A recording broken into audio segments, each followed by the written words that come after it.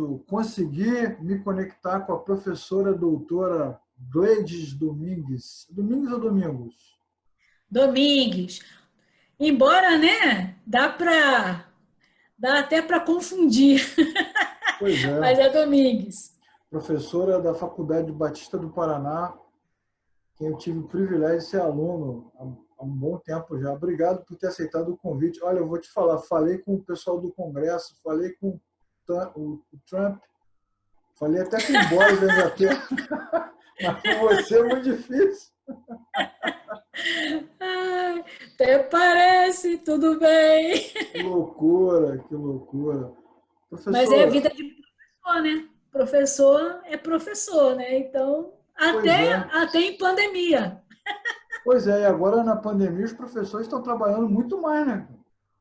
Muito mais, porque demanda, vamos dizer assim, uma atenção mais específica, né? Principalmente porque, além, vamos dizer assim, da tarefa rotineira, você ainda tem que lidar com os altos e baixos, né? Porque isso abala o emocional de muitos alunos, né?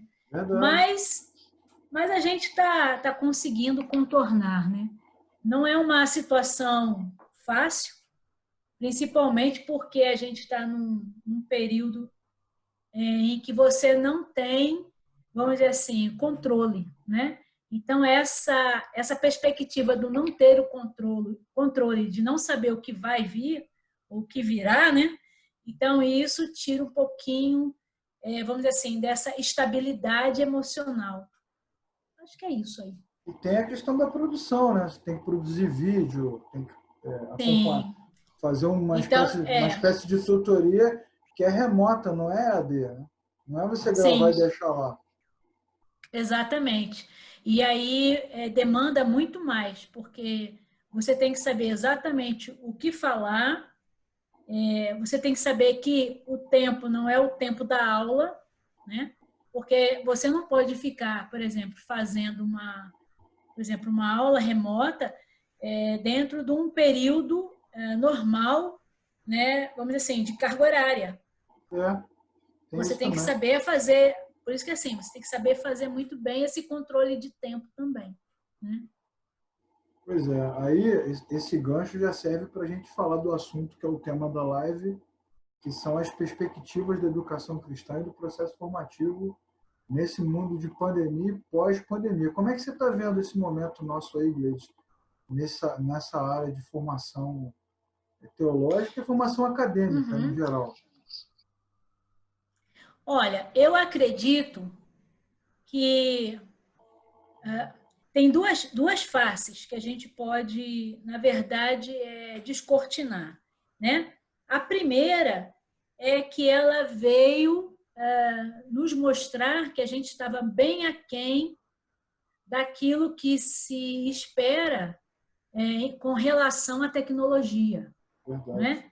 Então, veja, a gente utilizava a tecnologia de uma maneira, vou até assim, não é, replicar o termo, remota, né? Verdade. Então, você utilizava a tecnologia, slide, um filme, mas não com toda essa carga, vamos dizer assim, valorativa que ela, vamos dizer assim, oferece. Então, você está descobrindo um novo mundo, né?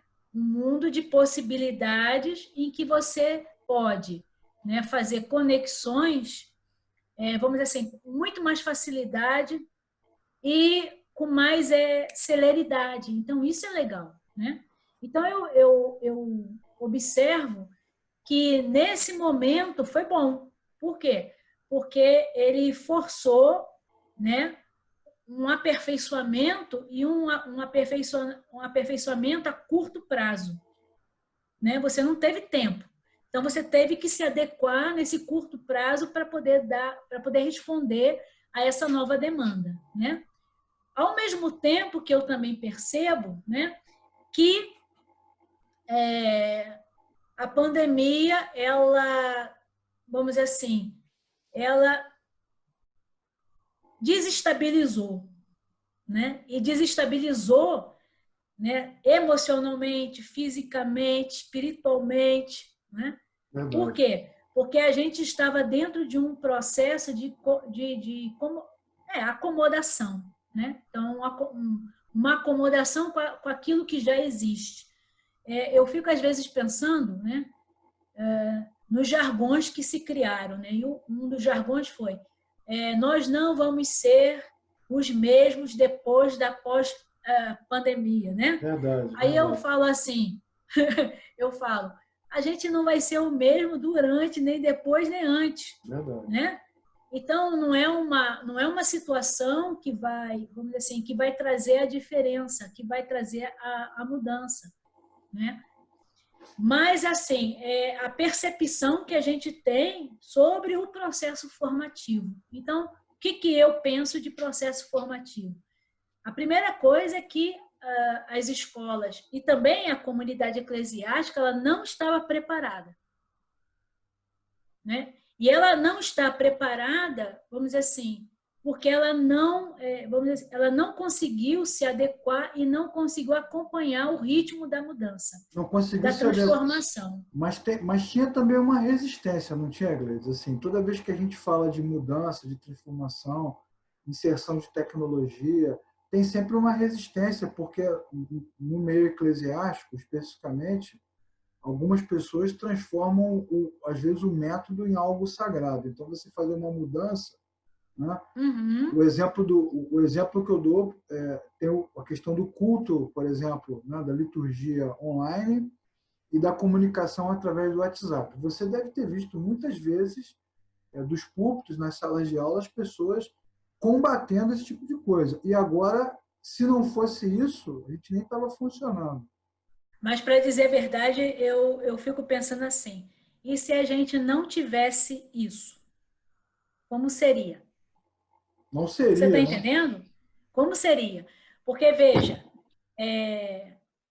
outra questão que você coloca aí, por exemplo, a resistência. Mas a resistência por quê? Porque as pessoas que geralmente trabalham vamos assim, dentro do contexto eclesiástico são voluntários. E nem todos os voluntários, entendeu? Vamos dizer assim, eles se deparam com essa situação. Eles estão acostumados com aquele modelo, que é o modelo, vamos dizer assim, do ensino transmissivo, expositivo, né? Embora, se você perceber direito, né, nós ainda continuamos com o mesmo modelo, só que em outra Verdade, verdade. modalidade, né? Isso é Porque, outra live, né? Outra live. exatamente, Mudou, exatamente. Se mudou você o meio, mas não mudou a cabeça. não, se você perceber, a gente continua fazendo transmissão, né? Seria modificar, assim, algo inovador, algo que modifica o processo, se junto com a fala viesse vamos dizer assim, outros desafios para aquele que está aprendendo e para aquele também que está na posição, vamos dizer assim, de ensinante, né? Porque, na Exatamente. verdade, assim, né, dentro desse processo, eu acho que todos nós estamos aprendendo. E, infelizmente, ou felizmente, a gente ainda tem a oralidade como marca principal, né? Porque a gente pensa que processo formativo, né, é aquele que tem alguém que fala e o outro que escuta, Exatamente. né? Mas não é assim, né? O processo formativo, ele requer a reflexão. Então, eu tenho que, vamos dizer assim, oportunizar o desenvolvimento dessa reflexão. Legal. E não apenas isso, dessa argumentação, né? Vamos dizer assim, desse discernimento. Eu gosto muito de um conceito que é do Richards, que ele diz o seguinte, que a educação ela é um momento propício e oportuno para o desenvolvimento da lógica. E é verdade. Por quê? Porque se a gente trabalhar no aspecto da lógica, você não vai, por exemplo, ser influenciado apenas pelo discurso, né? E o que a gente usa muito é o discurso.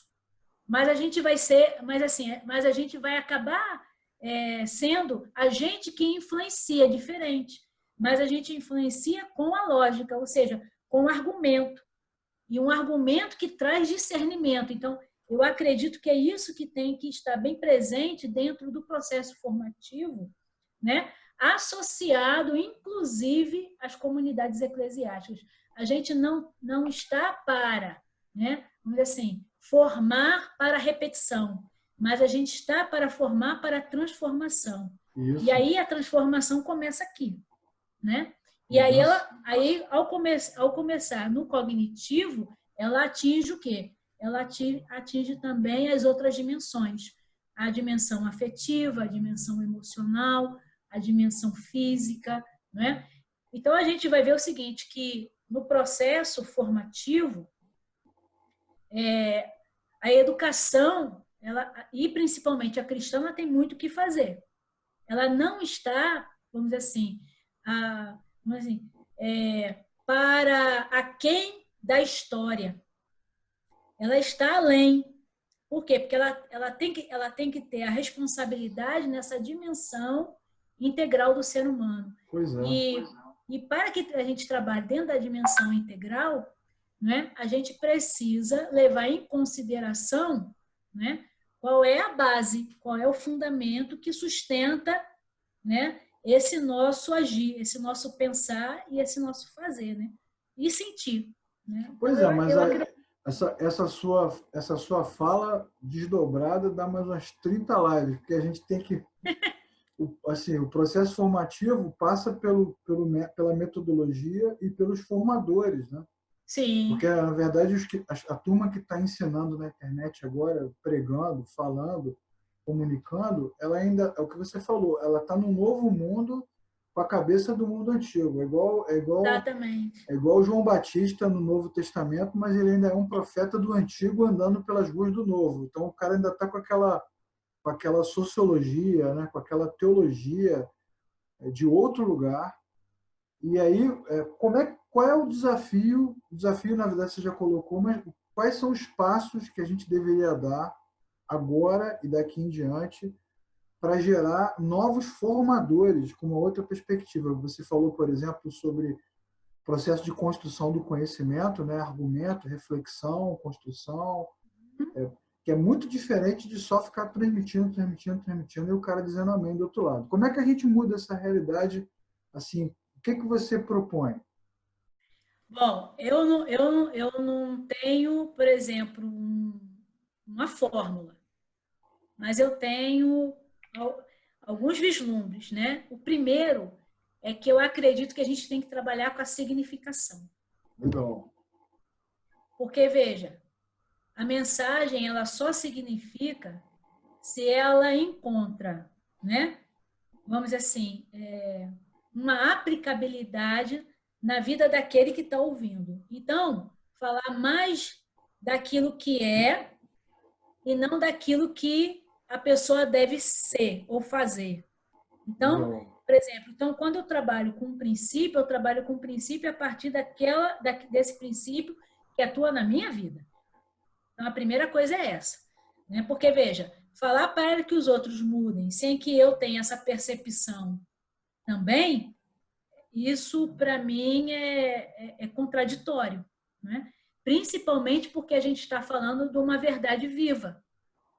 E uma verdade que tem como, vamos dizer assim, como objetivo o quê? A glória, né, de Deus. Ou seja, aquilo que eu faço, aquilo que eu sinto, aquilo que eu penso, tem que refletir a glória de Deus. Então, como é que eu vou ensinar alguma coisa se eu não acredito naquilo que eu ensino? Né? Então, assim, são coisas que a gente tem que pensar. Então, a primeira coisa a palavra é real para você? A palavra vamos dizer assim, tem um cunho aplicativo para você? É útil? Aquilo que você fala, de fato, é o que você crê? Legal. Né? Então, a primeira coisa é essa, a significação. E a significação que começa no sujeito, né, que fala, para que ele possa, na verdade, atingir o sujeito que ouve. Porque, veja, se para mim, né, que estou falando, eu não acredito, a pessoa ela vai olhar e vai dizer, o que ela está dizendo, ela só está replicando aquilo, entendeu? Que todo mundo diz. Verdade, Né? Então, verdade. isso não dá. A primeira coisa que eu vejo é a significação. A segunda coisa que eu percebo dentro desse processo é que a gente precisa trabalhar muito alinhado, né, vamos dizer assim, a formação de pessoas que pensam. Legal. Então, eu acredito que a gente tem que fazer o quê? Que a igreja passe a agir e a perceber nesse sujeito alguém que pensa e alguém que pode fazer transformação. Não apenas, entendeu? Chegar lá e, vamos dizer assim... Não é passivo, não é um processo passivo. Não. Ele é um ser interativo, porque Deus é assim. Deus é relacional. E se Deus é relacional, Ele quer que a gente também seja relacional. E que a gente pense. Ele não quer ninguém, entendeu? Que fique só seguindo. Não.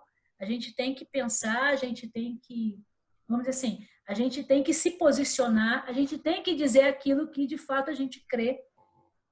Não ter medo. Ter ousadia naquilo que a gente crê. E esse pensar passa diretamente pela significação que você falou, porque sim, assim, senão não tem nem, porque a gente, para construir um pensamento, tem que ter uma reflexão, um debate. A gente vai debater sobre algo que é só uma ideia, né? Não é uma coisa que a gente pode vivenciar. Exatamente. Eu me lembro quando eu era garoto. Desculpa. Não, só para, senão eu tenho memória RAM, eu me esqueço. Eu me lembro quando eu era garoto na Assembleia de Deus, o coral sempre cantava um hino famoso, Eu Quisera Ir aos Campos Missionários. E todo mundo cantava. Mas, na verdade, você nem provoca as pessoas para pensar sobre aquilo. Eu me lembro uma vez, num ensaio, uma componente do coral falou assim, olha só, fulano, eu não vou cantar essa música, não. Eu não quero para o campo missionário. Pô, aquilo foi um choque. Porque a gente não tem um processo formativo que produza reflexão. Né? E que a ideia de missões e o conceito de missões também está equivocado. Exatamente. Né? Porque se a gente entender, né, que a missão, o comissionamento é para o aqui e o agora, onde eu estou, isso. Então a gente faz missões o tempo inteiro. Né? Todo o processo estava errado. Exatamente. Aí nós temos aí uma outra questão, que é você rever o ensino. Né? Por quê? Porque se o ensino é um ensino que apenas molda, ele não vai produzir nem a significação, nem a reflexão. Né? E mais outra questão que eu ainda coloco junto disso, que é a criatividade. Se não tiver criatividade, você não tem como, vamos dizer assim, superar essa perspectiva, né? Vamos dizer assim, engessada que a gente às vezes vive.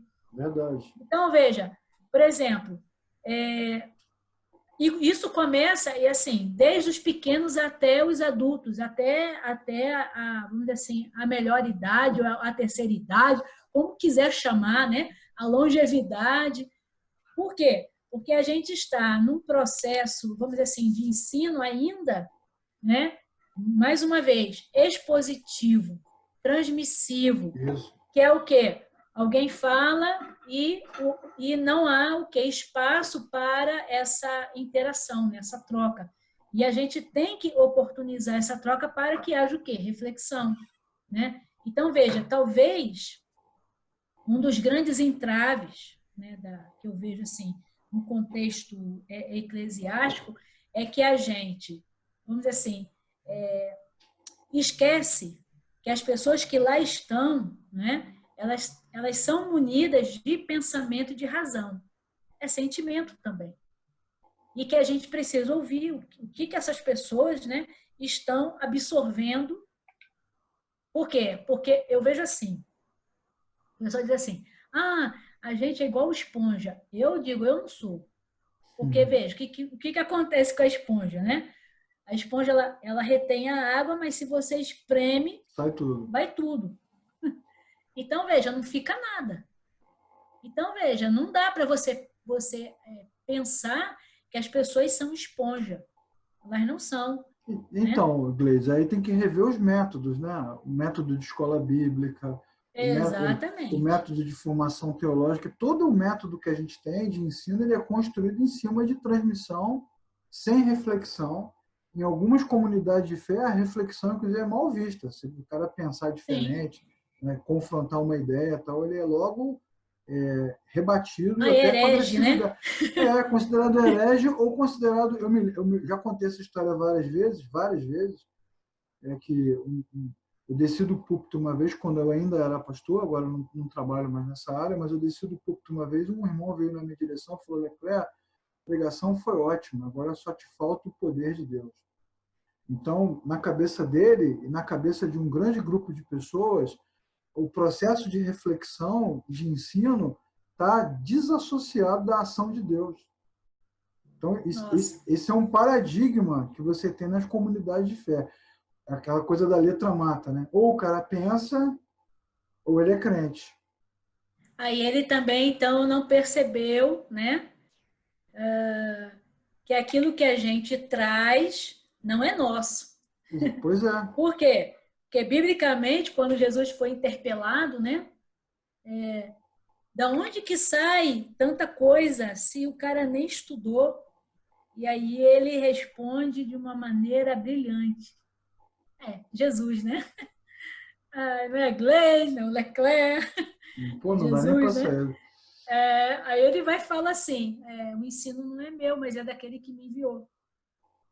Então veja, aquilo que nós proferimos, né, não veio da gente, mas da revelação do próprio Deus, né? Se você não entende isso, aí você complica todo o processo do ensino, né? Por quê? Porque a centralidade do ensino tem que estar em Deus. Se não tiver em Deus, é esvaziado aquilo que você faz. Aí o que, que acontece? Tudo aquilo que você faz, vamos dizer assim, reverbera no nada. Não traz sentido, não traz mudança, não traz reflexão, né? E essa ausência, né, de sentido, olha aí, ó, ausência de significado, ela acaba o quê? Ela acaba banalizando o próprio ensino, porque se não tem significado, não tem o sentido, né, que acompanha, então o que que acontece? Você se apropria de um código, mas você não compreende o código. Então você Pois é. fala do código, olha só, você vamos dizer assim, pronuncia o código, né? Mas você não. Mas aquilo não está, vamos dizer assim, não faz parte da sua vida, não faz parte da sua essência. Não é o que você de fato acredita. Então, por isso que a gente fala que existe muitos irmãos, bom, pessoas que são nominais, né? Que dizem que são, mas não são, né? Eu, para mim, eu não sei se tem essa, vamos dizer assim, essa denominação, né? Porque para mim ou é ou não é, Pois é. mas Essa, tudo essa, bem. essa análise é escatológica. Só o Cristo que consegue dizer quem é fiel, quem não é fiel em cada igreja lá. Pois é. Então, assim, são coisas que a gente não. Yeah. E eu vou dizer uma coisa para você, ainda bem. Também concordo. Né? Você falando de código, significado, significação, lembrou as minhas aulas de linguística, a leitura deliciosa de Ah, verdade. Ferdinand Saussure, né? Exatamente esse conceito Aham. da significação. Gleide, se você fosse chamada, convidada para implantar um trabalho de educação religiosa, educação teológica, ou numa igreja, ou num seminário, hoje, já com esse olhar, já nem é mais pós-moderno, acabou, é o pós-pandêmico.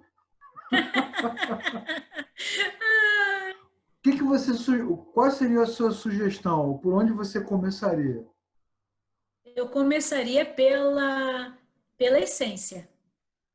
Ou seja, qual é a centralidade do ensino? De onde vem? Quem é a referência? Aí, a partir disso, aí eu montaria. Por quê? Porque se a gente não tiver a perspectiva teorreferente, ou seja, que Deus é a referência, tudo aquilo que a gente faz acaba em nada. Se eu coloco a referência, a minha referência no ser Legal. humano, o que acontece? Eu acabo esvaziando de sentido, porque eu não estou falando de outra, vamos dizer assim, eu não estou falando da natureza humana, mas eu estou falando daquele que criou. Então, veja, para que o meu ensino seja um ensino, vamos dizer assim, condizente com aquilo que eu creio, ele tem que estar pautado naquele que me criou. Por quê? Porque é nele que eu tenho, né? E que eu encontro a minha imagem e a minha semelhança. Ou seja, eu tenho uma identificação. Se eu tenho uma identificação, então eu tenho uma digital, uma marca. E essa marca, ela não foi, vamos dizer assim, ela não foi, vamos dizer assim, adquirida por mim, né? Mas ela foi dada pelo próprio Criador. Então, a partir disso, eu tenho o quê? Eu tenho que pensar. E aí eu penso dentro de uma visão macro, que é o quê? Que é esse Deus criador que, ao mesmo tempo que criou, ele também providenciou um plano de resgate, de redenção e um plano final. Então existe o quê? Início, meio e fim. E se existe início, meio e fim, existe lógica, né? Existe um raciocínio que foi construído e esse raciocínio que foi construído é o que vai pautar, né? Vamos dizer assim, o ensino na igreja e não somente o ensino, né? Eu acredito que é aquilo que é o fundamento, aquilo que é o princípio que a igreja deve, vamos dizer assim, buscar a todo instante, todo momento. Você acha que os equívocos na teologia e no ensino cristão passam por essa questão de ter referência ou não? Então, às vezes, uma comunidade de fé constrói toda a teologia dela em cima de Bonhoeffer. Pois é. Aí segue um caminho, ou constrói toda a estrutura de ensino dela em cima de textos de Moody. Aí segue outro caminho. Então, às vezes, a maneira de pensar, a lógica do ensino, ela acaba se tornando equivocada por isso, por um erro de referência. Porque, na verdade, assim, ó, quando você fala até o referente, você já está enunciando discursiva, né? Enunciando o quê? Um indicador. Se aquilo que, vamos dizer assim, se aquilo que é o meu indicador não condiz com aquilo que é a minha fé, tem algum problema. Há o que? Uma distorção. Eu não vejo que... Eu vejo assim, que as pessoas, às vezes, elas querem... como é que eu posso dizer?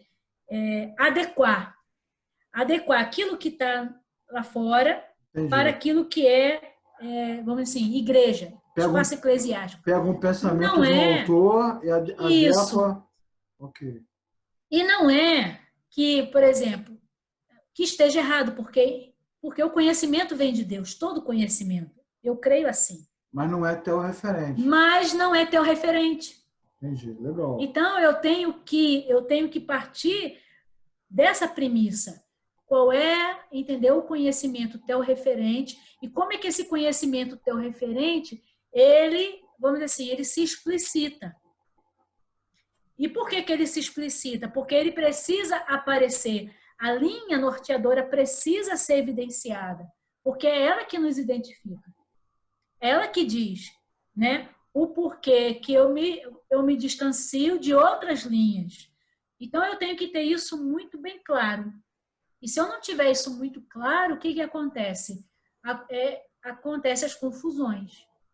Então, aí dentro Aí dessas você, confusões, aí você passa a ler a Bíblia não a partir de uma cosmovisão teorreferente, mas a partir da cosmovisão de um autor ou de uma linha de pensamento qualquer, sim, o que sim. acaba gerando todos esses equívocos e embates, coisas como nós temos visto agora, nesse tempo. Um desgaste desnecessário.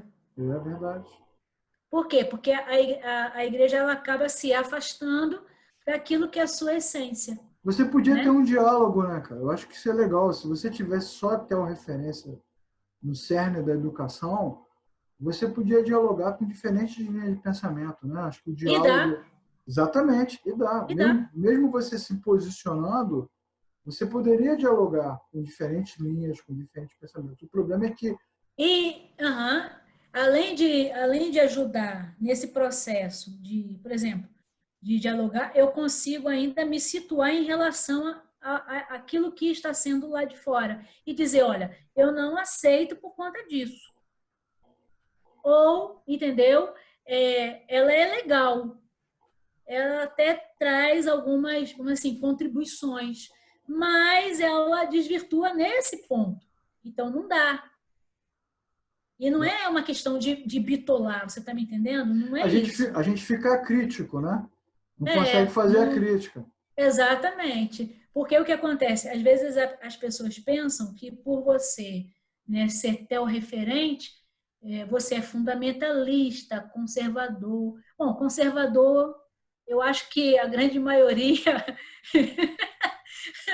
de uma maneira ou outra, né? Ou dentro de princípios, vamos dizer assim, referentes, ou outros princípios que não são referentes. Teria que definir o que é conservador, né? Exatamente o que a pessoa está chamando de É, conservador, né? Eu não pois é. sei. Porque nesse Bom, então momento. por isso que eu não Nesse, gosto dessas. Eu não gosto então, dessas. Não gosto desses jargões. Eu não clichê gosto. é ruim, né? Porque Não, não gosto. isso que a gente está fazendo aqui agora, esse debate, você em Curitiba e eu no Rio de Janeiro, é um método não conservador, nada conservador, completamente contemporâneo de ensino, de reflexão. E às vezes o conservadorismo, dependendo de como ele é construído, pode ser bem ruim, porque você impede que melhore, que avance. É. E eu acredito assim, sabe? Todos têm, vamos dizer assim, direito de fala. Mas todos também têm o direito para escuta. Isso aí. Né? Então, o posicionamento é que vai mudar. Mas isso não impede, entendeu? Que eu conviva com você e que eu aceite, né? Em Cristo. Você está Não entendendo? impede nada. Não impede nada. Porque aquilo que. Engraçado, né? Aquilo que Deus manda a gente fazer olha, na diversidade está o meu amor.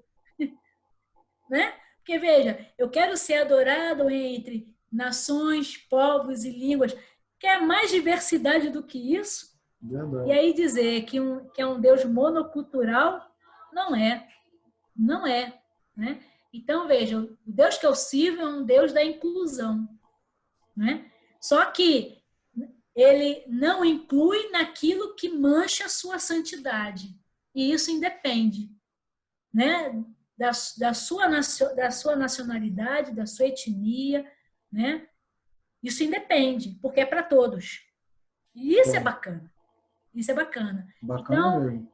é um Deus assim que a gente tem que enxergar com outros olhos, né? Pois E é. enxergar que é um Deus que nos ama, né? Independente vamos dizer assim, da nossa condição. E ele quer receber, né? O louvor e a glória de todos, né? Porque Gleide, é a né, criação dele, né? nessa praia de referência aí, pensando na educação, processo formativo, o que você indica para o pessoal ler? A gente está chegando no fim da live. E é verdade. Olha, tem alguns autores, né, que vão trabalhar isso não com a palavra, com a terminologia, referência, mas com cosmovisão cristã, né, que é o Schaeffer, que é o Stott, que é o Piper, que é o Moreland, a Peirce. Ah, eu também. Fala do seu livro, mostra ele aí, Gleide. E eu não tenho nenhum aqui para mostrar. Olha só que Absurdo, absurdo, que absurdo. absurdo. Tá, então, desses autores que você citou, fala de um livro que você acha que é por onde. Se alguém te perguntasse assim, professora, por onde eu começo? Fala um, pelo menos. Eu acredito que para iniciar o processo, Discipulando Nações é um livro excelente. E eu não falei nem dele, né? Que é o Miller, né? O Darwin Legal. Miller. Porque ele vai falar sobre a questão da cosmovisão no processo de transformação cultural. Então, Legal. eu acredito que é um excelente livro para iniciar. Foi um livro que eu, assim, que me iniciou também nesse processo de pensar, né, de uma maneira teorreferente. Eu revisitei conceitos, quebrei alguns, aliás, muitos, né? É doloroso, não é uma coisa fácil, é Não, não. dolorosa, Aprender é né? difícil. Mas que eu vou falar vou fazer como se diz, vou fazer uma analogia, né? Mas é o processo que aconteceu com o servo de Eliseu. Quando Eliseu falou assim: Senhor, abre os olhos porque ele não enxerga. Aí, nesse momento, né, o servo de Eliseu abriu e aí ele pôde contemplar o quê, né? Vamos dizer assim, Uma o outra exército de realidade. Deus, Uma outra e realidade. uma realidade muito mais verdadeira, real, né, e presente, né, Favorável, do que né? aquela que estava à frente dos seus olhos. Né? Às Legal. vezes a gente se limita, né, naquilo que a gente está vendo e esquece que nós devemos exercitar o olhar também da fé. Né? É isso Legal, aí. Gleice. Quero te agradecer por ter aceitado o convite. Esse papo aqui é só uma palhinha, né? Um aperitivo desse assunto. Vamos ver se a gente consegue depois conversar mais, falar mais sobre teorreferência, sobre cosmovisão. Eu acho que é um tema bem apropriado, porque todo esse embate que a gente vê nas redes hoje, toda essa crise, passa muito por essas diferentes cosmovisões que as pessoas têm e parece que elas não convergem, né? Elas só divergem. O É o verdade. nosso exercício é de educadores, né? Trabalhar pela convergência, né? Pela integração, pela construção, e não pela destruição. Então, te agradeço por ter aceitado carinhosamente o convite. Logo, logo, essa live vai estar no YouTube, então quem estiver assistindo depois, inscreva-se no canal youtube.com/Oficina da Palavra. Obrigado, Gleides. Nada, um abraço. Um E abração. aí, se cuida, né? Se cuida aí, por favor. Nesse tempo. Tá Verdade. bom. Tchau, tchau. Tchau, Gleides. Tchau, tchau.